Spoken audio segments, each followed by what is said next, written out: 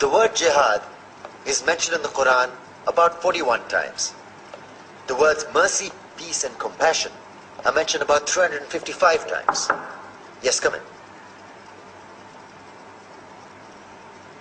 Come on in, Riaz. Sit down, please. Contrary to popular belief in most Western cultures, Islam is a religion that preaches peace and tolerance. Yes, Patricia.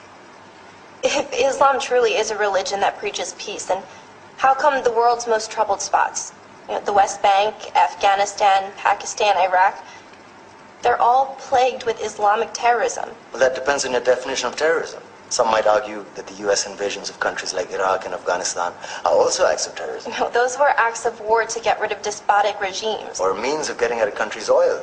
Conspiracy theories. Well, May I? Yes, please. Go ahead, Riaz. Mr. Khan is right. I mean, if we're talking about terrorists, the world's biggest terrorists are the white superpowers.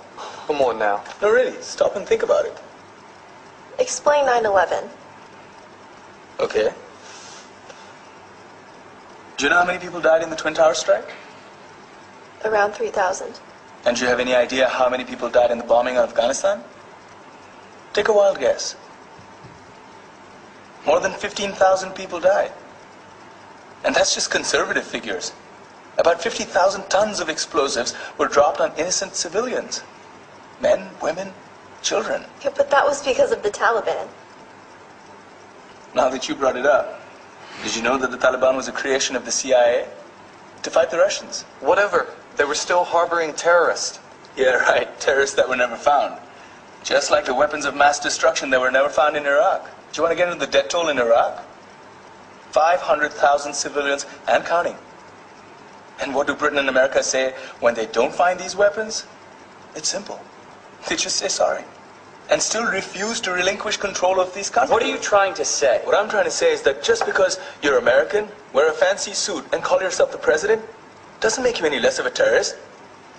I'm saying that if you don't stop meddling in other people's countries, you will face a backlash. If Muslims like you feel that way, then why don't you get out of our country? We will.